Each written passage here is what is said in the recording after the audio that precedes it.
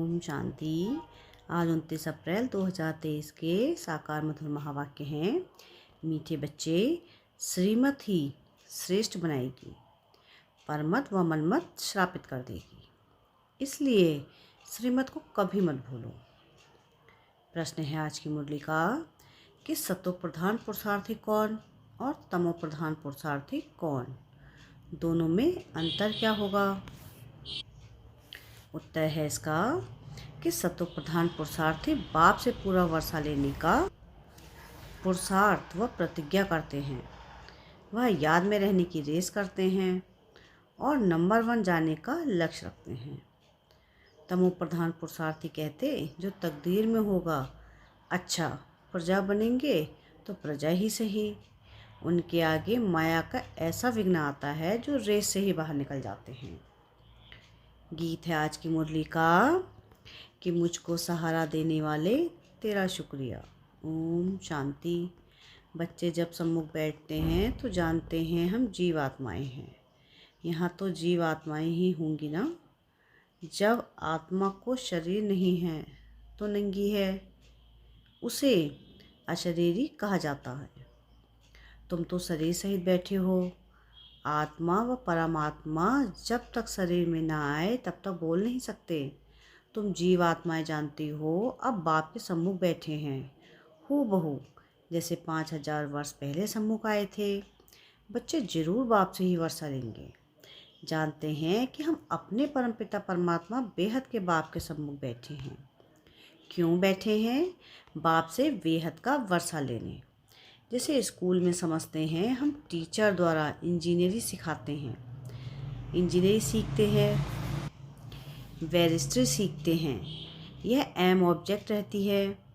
तुम बच्चे समझते हो परमपिता परमात्मा हमको ब्रह्मा के तन से बैठ राजयोग सिखाते हैं। भगवान वाच, यह तो बच्चों को समझाया है कि भगवान निराकार को कहा जाता है। जीवात्मा पुनर्जन्म जरूर लेती है। कोई भी सन्यासी से तुम पूछो मनुष्य पुनर्जन्म लेते हैं तो ऐसे नहीं कहेंगे कि नहीं लेते हैं, नहीं तो 84 लाख जन्म कैसे कहते। पूछो तुम पुनर्जन्म को मानते हो? यह तो बरोबर है। आत्मा संस्कारों अनुसार एक शरीर छोड़ फिर दूसरा लेती है। ऐसे ऐसे करते मनुष्य 84 लाख जन्म नहीं परंतु 84 जन्म लेते हैं। इससे सिद्ध होता है कि पहला जन्म जरूर बहुत अच्छा सतो प्रधान होगा, लास्ट में 6 तमो प्रधान होंगे। 16 कला से फिर 14 कला 12 कला होती जाएगी। पुनर्जन्म जरूर लेते हैं। पूछना चाहिए, अच्छा परमपिता परमात्मा ने पुनर्जन्म लिया है या जन्म मरण रहित हैं? देखो यह पॉइंट बहुत सूक्ष्म है। अगर कहेंगे जन्म मरण रहित है तो फिर शिव जयंती सिद्ध नहीं होती। कहेंगे शिव जयंती तो मनाई जाती है, समझाया जाता है, हाँ शिव जयंती है, परंतु जन्म के साथ फिर मरना जिसको कहा जाता है वह नहीं है। अगर मरे तो फिर पुनर्जन्म लेवे। बाप कभी पुनर्जन्म नहीं लेते। वह इस तन में एक ही बार आते हैं बस, फिर पुनर्जन्म में नहीं आते। परमपिता परमात्मा पुनर्जन्म रहित है। वह कब सतो प्रधान से तमो नहीं बनते। आत्माएं तो सब जन्म मरण में आते आते पतित बन जाती हैं, फिर बाप आते हैं पावन बनाने। इससे सिद्ध होता है कि आत्मा ही पतित होती है, आत्मा पावन आती है, फिर माया पतित बना देती है। बाप कभी भी बच्चों को गंदी मत नहीं दे सकते। इस समय के पतित मनुष्य पतित मत देते हैं। अब पावन बाप कहते हैं कि पतित नहीं बनो, अर्थात विकारों में नहीं जाओ। रावण की मत से दुखधाम बन गया है, पहले सुखधाम था।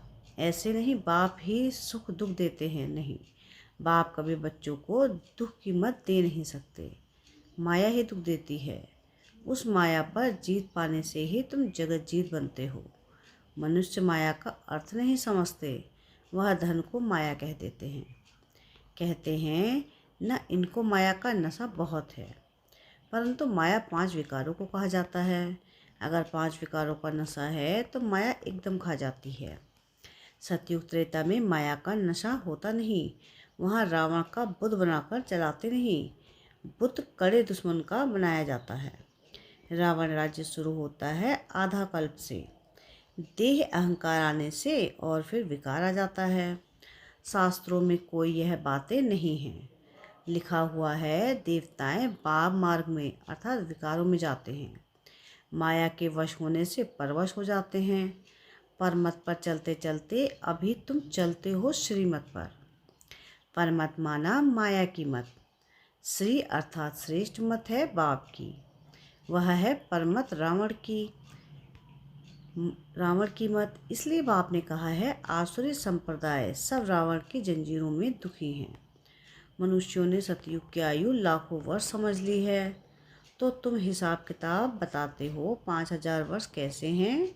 क्राइस्ट को 2,000 वर्ष हुआ, बुद्ध को 2250 वर्ष हुआ, फिर इस्लामी को 2500 वर्ष हुए, सबको मिलाकर आधा कल्प हुआ। इनके पहले तो देवताओं का राज्य था, फिर देवताओं को लाखों वर्ष कैसे कह सकते। इतने वर्ष होते फिर तो मनुष्य बहुत हो जाते, इतने तो हैं नहीं। 5,000 वर्ष में ही करोड़ों मनुष्य हो जाते हैं।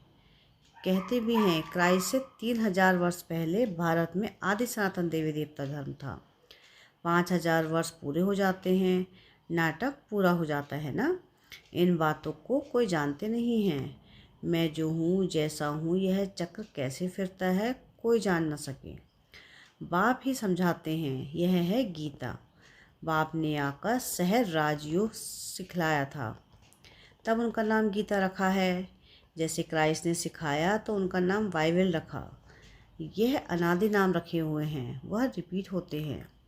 बाबा बुढ़ियों को भी समझाते हैं, यह बहुत सहज बात है। सिर्फ बाप और बरसे को याद करो। बच्चा पैदा हुआ गोया बारिश पैदा हुआ। तुम समझते हो हम बाबा के बारिश हैं। 5,000 वर्ष बाद फिर से मिलने आए हैं। घड़ी घड़ी 5,000 वर्ष ही कहेंगे। 2-3 वर्ष पीछे आने वाले भी कहेंगे हम 5,000 वर्ष बाद फिर से आए हैं। यह बड़ी गुह्य बातें हैं। बाबा पूछते हैं आगे कब मिले हो। कहते हैं हाँ बाबा, आत्मा इस मुख द्वारा कहती है कि हम 5,000 वर्ष पहले आपसे मिले थे। आप इस तन द्वारा शिक्षा देने आए थे। जो पक्के पक्के बच्चे हैं समझते हैं हम बाप से बेहद का वर्षा लेने बैठे हैं। हम बेहद के बाप के बने हैं ब्रह्मा द्वारा। बाप कहते हैं मुझे पहचानते हो, मैं तुम्हारा बाप हूँ। कहेंगे हाँ बाबा, हम आत्माओं का आप परमपिता परमात्मा बाप हो। बाप ही कहते हैं कि तुमको हमने स्वर्ग में भेजा था, वर्षा दिया था, फिर माया ने छीन लिया, फिर अब मैं देता हूँ। माया वर्षा छीनती है, बाप दिलाते हैं। यह तो अनेक बार खेल हो चुका है, होता रहेगा, इसका अंत नहीं है। बाप के बनते हैं, फिर कोई सगे कोई लगे, कोई सौतेले कोई मातेले बनते हैं। कच्चे पक्के तो हैं ना, पक्कों को भी माया एकदम जीत लेती है। बच्चे कहते हैं बाबा हम जहाँ तक जिएंगे आपसे वर्षा लेते रहेंगे। विकर्मों का बोझा सिर पर बहुत है, तो जितना तुम याद में रहेंगे उस योग अग्नि से तुम आत्मा पापात्मा से पुण्यात्मा बनती जाएंगी। आग चीज को पवित्र करती है, तुम्हारी है योग अग्नि। यह है बेहद का यज्ञ जो बेहद के सेठ ने रचा है। इतना समय कोई भी यज्ञ नहीं चलता है। 5-7 रोज बाद 1 मास यज्ञ रचते हैं। तुम्हारा यज्ञ तो कितने वर्षों से चला आता है।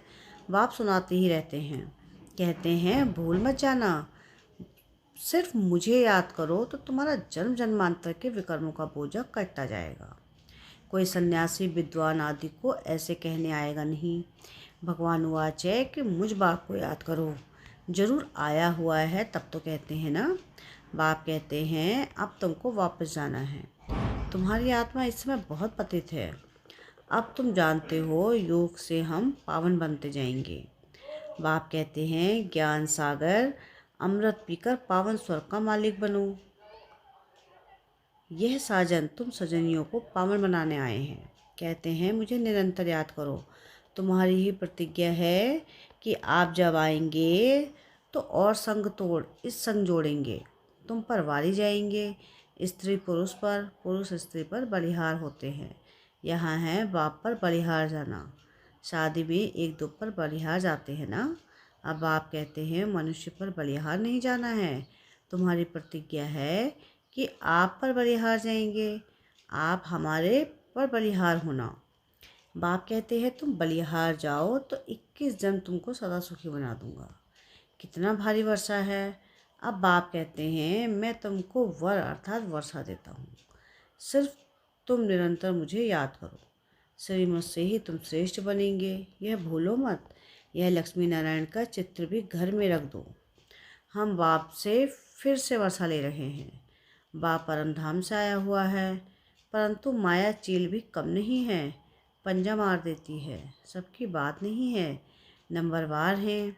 कोई तो एकदम भूल जाते हैं कि हम बाप से वर्षा लेते हैं। यहाँ बैठे हैं तो नशा चढ़ता है, यहाँ से बाहर निकला और भूला। फिर सुबह को रिफ़्रेश होते हैं, फिर सारा दिन भूल जाते हैं। 5-7 बार अच्छी सर्विस करने वाले भी आज देखो हैं नहीं। कुछ अवज्ञा की तो माया ने जोर से थप्पड़ मारा और चले गए। बाबा कहते हैं बच्चे, माया बहुत कड़ी है। अवज्ञा करने से माया एकदम गिरा देती है। इसलिए गाया जाता है कि चढ़े तो चाखे प्रेम रस। देखते हो कैसे चकनाचूर हो जाते हैं। बैकुंठ में तो जरूर चलेंगे, परंतु पद तो नंबरवार है ना।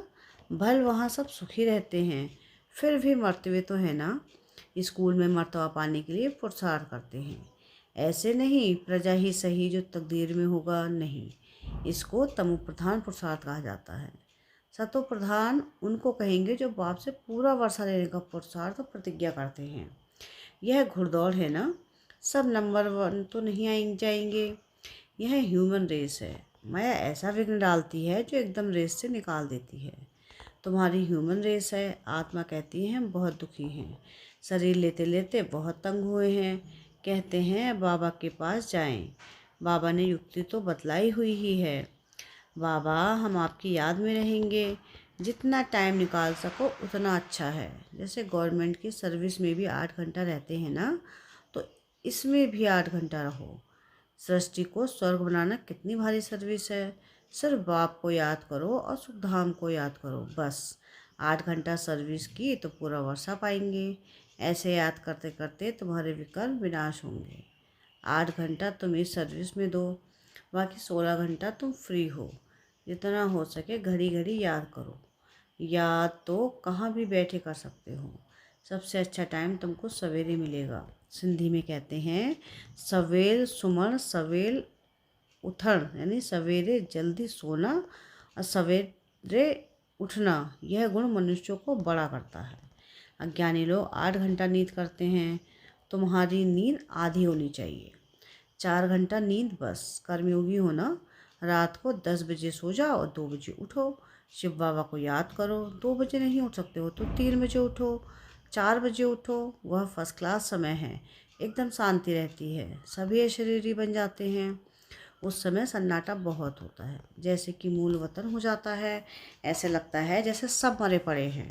उस समय तुम बाबा को याद करेंगे तो फिर वह याद पक्की हो जाएगी।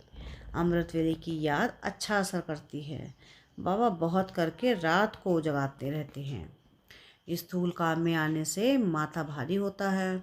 सूक्ष्म सर्विस में थकावट नहीं होती है। कमाई थोड़ी ही थकाएगी, कमाई से तो खुशी होगी। तो सवेरे सवेरे उठकर याद करने से बड़ी कमाई है। अच्छा, मीठे मीठे से खिलते बच्चों प्रति माता पिता बाप दादा का याद प्यार और गुड मॉर्निंग। रूहानी बाप की रूहानी बच्चों को नमस्ते। हम रूहानी बच्चों की रूहानी बाप दादा को याद प्यार गुड मॉर्निंग और नमस्ते। शुक्रिया प्यारे बाबा, शुक्रिया। धारणा के लिए मुख्य सार है। पहली पॉइंट है कि सवेरे अमृत वेले उठ अशरीरी बन बाप को याद करने का अभ्यास करना है। पूरा वर्षा लेने के लिए याद की रेस करनी है। कम से कम 8 घंटा याद जरूर करना है। सेकंड पॉइंट है कि एक बाप पर पूरा बलिहार जाना है। परमत व मनमत पर ना चल, एक बाप की श्रीमत पर चलना है। वरदान है कि रूहानी एक्सरसाइज द्वारा वेट को यानी बोझ को समाप्त करने वाले समान व समीप भव। रूहानी एक्सरसाइज अर्थात अभी अभी निराकारी, अभी अभी अव्यक्त फरिश्ता, अभी अभी साकारी कर्मयोगी, अभी अभी विश्व सेवाधारी। ऐसे एक्सरसाइज रोज करो तो व्यर्थ का बोझ है वो समाप्त हो जाएगा। जब बोझ यानी वेट समाप्त हो, मासूक समान डबल लाइट बनो, तब जोड़ी अच्छी लगेगी। यदि मासूक हल्का हो और आशिक भारी हो तो जोड़ी अच्छी नहीं लगेगी। रूहानी मासूक आशिकों को कहते हैं। समान बनो और समीप बनो। स्लोगन है आज की मुरली का कि अपने जीवन रूपी गुलदस्ते द्वारा दिव्यता की खुशबू फैलाना ही गुणमूर्त बनना है। क्या है स्लोगन आज का? कि अपने जीवन रूपी गुलदस्ते द्वारा दिव्यता की खुशबू फैलाना ही गुणमूर्त बनना है। अच्छा, ओम शांति।